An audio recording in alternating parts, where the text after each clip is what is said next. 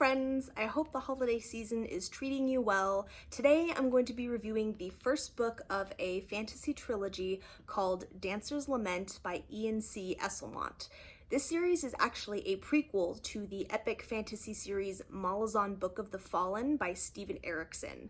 The world of Malazan was created by Esselmont and Erikson as a backdrop to their Dungeons & Dragons role-playing campaign. It's very expansive and complex, and I have never read it.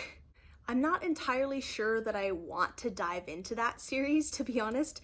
Apparently it's pretty dark and depressing, but my boyfriend insisted that this prequel trilogy is much lighter and more digestible and precludes needing to read Malazan. I'll give my thoughts and opinions on that in a moment. Dancer's Lament follows the escapades of a young man named Doran Rav. Doran has aspirations of becoming the most skilled assassin of his age and is in hot pursuit of another young man who calls himself Wu, a slippery mage who's proving infuriatingly difficult to kill. The trail leads him to the great walled city of Liheng, where he gets entangled in the dangerous politics of street gangs while trying to build his reputation. Meanwhile, the powerful mage, known as the Protectress, along with her 5 mage servants, are preparing for siege against the forces of Itko Khan from the south.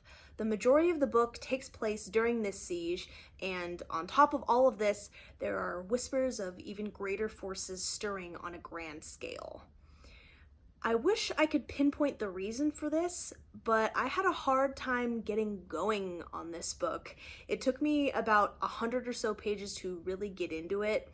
Maybe part of it is that I knew going into it that there was a whole fantasy world behind this story of which I know very little. It's intimidating, especially with all of these proper nouns and world-specific things being brought up that don't mean anything to me at this point. Surely readers of Malazan probably appreciated so much more of it than I did. I think I also had to adjust to Esselmont's very straightforward prose. I ended up really appreciating the simplicity of his writing. Apparently Erikson's prose is very different, much more flowery and difficult to parse. So if you like more simple and easy to understand prose in fantasy, this is great. If you're looking for something more verbose, then this might not do it for you. Considering that sieges are usually very boring for me to read, I've mentioned this before, this was actually very entertaining. I think I nailed down what it is that made this different. There was very little time spent strategizing and planning out the logistics on a high level. I don't want to read necessarily about council meetings or rulers stressing about how much food is left or how they're going to pay the army. Instead, in this book, I got a bunch of assassin shenanigans from Doran and cool flashy magics from the mages as they battled in style against the enemy army at the walls or out on the plains adjacent to the city. There were moments, of course, that punctuated how poorly the city was doing, but the story wasn't bogged down by logistics or inner dialogue. It really felt all about the action and the sneakery, and I really appreciated that. The characters were delightful. Doran is very skilled and level-headed, while the exasperating Wu seems borderline incompetent, but is also skilled in his own right, and he's a great foil to Doran. They play well off each other, and it makes for some hilarious moments.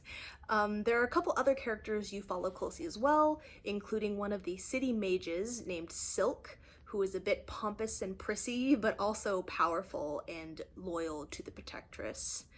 The other is a girl named Aiko, one of the sword dancers, who are the all-female bodyguards to the king of Itko Khan, who are the ones besieging Liheng. All 3 of them see a lot of things and grow a lot by the end of the book, and I'm truly interested to learn their fates in this trilogy. So the overarching plot outside of the siege and Doran's journey through the criminal world of Liheng was confusing to me. Confusing because you learn basically nothing about the bigger picture here, which is frustrating. I got only a vague idea of how the Warrens and sorcery work. I wasn't familiar with any of the names of anyone or anything that are clearly meant to be important, so they meant nothing to me again, even though there are scenes with a character that goes by Lady Knight that are supposed to kind of give you a sense of something much bigger going on. It's all so hand-wavy and unexplained. Maybe it has to do with me not having read the main series. I would probably know what was going on if that were the case, if I had read the main series, but I haven't, and as a result, I have no idea what's going on. At this point, I do want to read the second book because I want to see what happens to Doran and Wu.